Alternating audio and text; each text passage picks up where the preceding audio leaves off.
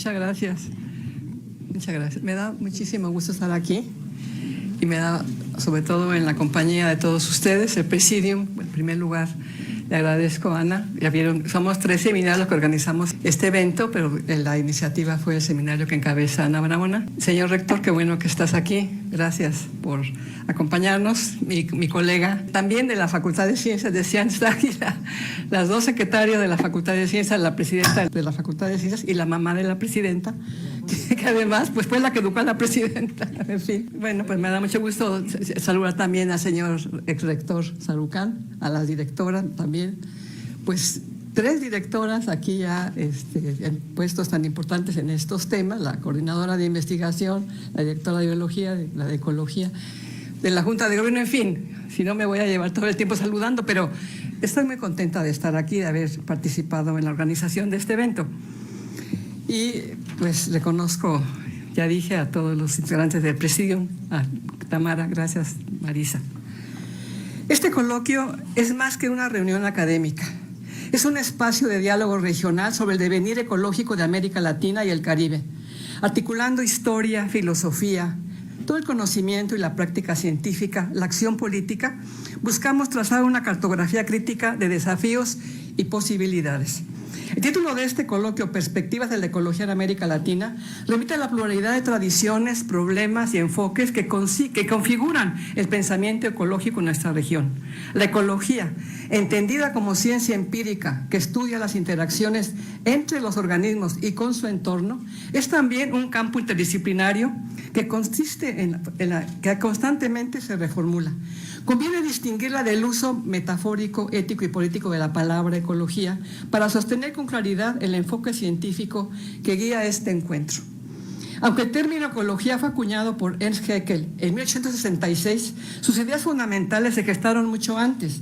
Ya en la filosofía griega clásica, particularmente Platón y Aristóteles, se encuentran concepciones que anticipan una visión sintética de la naturaleza, particularmente en la obra de Aristóteles, quien describía en Fisis como un orden con fines propios y funciones interrelacionadas. No se hablaba aún de economía natural en sentido moderno, pero la noción de oikonomía fue clave para entender la relación entre los seres vivos y su entorno. Esta idea fue retomada con mayor claridad en los siglos XVIII y XIX por pensadores como Linneo, Buffon, Humboldt y Lamarck. Este último propuso que el entorno influye activamente en la transformación de los organismos, anticipando nociones actuales como la plasticidad fenotípica y la construcción de nicho. El propio Darwin, al desarrollar su teoría de la selección natural basada en la lucha por la existencia, abordó las interacciones bióticas y abióticas que configuran los ecosistemas. Si bien utilizó el término con el sentido moderno, es posible rastrear en su obra una noción incipiente de nicho ecológico, entendida como el lugar y la función que cada especie ocupa en la naturaleza. En sus estudios sobre las lombrices de tierra, además, mostró cómo los organismos modifican activamente su medio, sentando las bases de lo que hoy se denomina ingeniería ecosistémica. Más adelante, Richard Lewontin profundizó esta tradición clave para la ecología evolutiva al proponer que los organismos no solo se adaptan a su ambiente, sino que lo co-construyen, redefiniendo así el propio concepto de entorno. Desde esta concepción ampliada de la evolución como proceso histórico, recursivo y codeterminado, surgen nuevos desafíos teóricos para la ecología. Uno de los más importantes es integrar los procesos ecológicos y evolutivos en un mismo marco explicativo. Hoy sabemos que los cambios adaptativos pueden operar en escala de tiempo similares a los procesos ecológicos, lo que nos permite comprender mejor fenómenos como la resiliencia, la propagación de especies invasoras y el colapso de ecosistemas. Modelos recientes incorporan mecanismos como regulación epigenética, plasticidad fenotípica y construcción de nicho para explicar cómo las especies responden al estrés ambiental y mantienen la estabilidad ecológica. La teoría de sistemas complejos ha enriquecido nuestra manera de entender la ecología. Hoy sabemos que los ecosistemas funcionan como redes dinámicas con múltiples niveles interconectados. De estas redes emergen propiedades colectivas. Estas propiedades permiten explicar fenómenos como sincronías entre especies o cambios inesperados en las cadenas tróficas. A partir de esas ideas, la macroecología ha ampliado su mirada para identificar patrones a gran escala que sirvan como base para estrategias de conservación más efectivas. Estos avances teóricos han sido posibles gracias a herramientas tecnológicas sin precedentes, sensores remotos, imágenes satelitales, genética ambiental, grabaciones automatizadas. En este escenario, la inteligencia artificial se ha vuelto una herramienta clave para la investigación en ecología. Gracias a ella, hoy podemos analizar grandes volúmenes de datos, como información genética, imágenes satelitales o registros climáticos, y construir simulaciones detalladas que nos ayudan a entender cómo interactúan las especies entre sí y con su entorno. La inteligencia artificial también nos permite detectar patrones que no serían visibles a simple vista y probar diferentes escenarios posibles, lo que es muy útil para tomar decisiones frente al cambio climático o la pérdida de la biodiversidad. No se trata de que la tecnología reemplace al pensamiento científico, nos da nuevas formas de estudiar sistemas complejos y de actuar con mayor anticipación. En América Latina, estos desafíos encuentran eco en comunidades científicas que, pese a restricciones estructurales, participan activamente en los debates de frontera. En los Andes tropicales, por ejemplo, se han desarrollado modelos para estudiar la resiliencia de los ecosistemas de montaña frente a retroceso de los glaciares, entregando datos de sensores climáticos, genética de poblaciones y trayectorias adaptativas. En la región amazónica, proyectos con participación de equipos brasileños, colombianos y peruanos han modelado el riesgo de una transición ecológica hacia un paisaje de tipo sabana, utilizando redes de interacción entre plantas y atmósfera junto con algoritmos para identificar umbrales críticos. En México, investigaciones sobre biodiversidad funcional en agroecosistemas como la milpa y los cafetales de sombra en Chiapas han mostrado que ciertas formas de agricultura pueden sostener procesos ecológicos clave al combinar saberes locales, servicios ecosistémicos y capacidad adaptativa de las especies cultivadas y de las especies silvestres.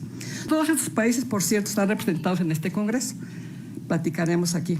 En México, las universidades públicas, los centros de investigación y las propias secretarías que estamos aquí representadas, hemos impulsado líneas de investigación que combinan genética, ecología evolutiva y teoría de sistemas.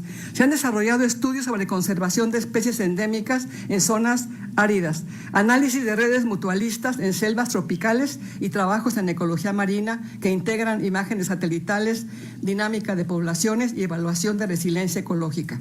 En este ámbito destacan también los esfuerzos interinstitucionales para el monitoreo, recolección y aprovechamiento sustentable del sargazo con el Caribe mexicano, que incluyen ciencia básica, tecnología y normativa ambiental, y lo estamos haciendo con la Secretaría, que ella explicará más todos los proyectos que se están encabezando en el gobierno del país. También se han investigado los efectos del cambio climático sobre rutas migratorias, como el caso emblemático de la mariposa monarca, así como los procesos de adaptación de microorganismos extremófilos en ambientes únicos, como Cuatro Ciénegas, proyecto, por cierto, liderado por la UNAM, por Valeria Sousa. Estas investigaciones, enraizadas en la diversidad biológica y cultural del país, no solo generan conocimiento original, sino que también contribuyen a ampliar los marcos teóricos internacionales y a diseñar estrategias de conservación con base científica y pertinencia local. La Agenda Nacional de Transición Energética, impulsada por la actual administración, por ejemplo, busca ampliar el uso de fuentes renovables y fortalecer la infraestructura pública, integrando sostenibilidad, justicia ambiental y desarrollo científico. Esta apuesta abre un horizonte fértil para vincular la ecología con las políticas públicas de mitigación, adaptación y conservación ecológica. Pero incluso el término de conservación requiere hoy una reflexión crítica. ¿Qué significa restaurar un ecosistema? ¿A qué momento histórico habría que devolverlo y con qué criterios? Las ideas de naturaleza, salud ecológica y biodiversidad, aunque fundamentales para las políticas ambientales, no son neutras ni unívocas, cargan significados distintos según contextos científicos, éticos y sociales.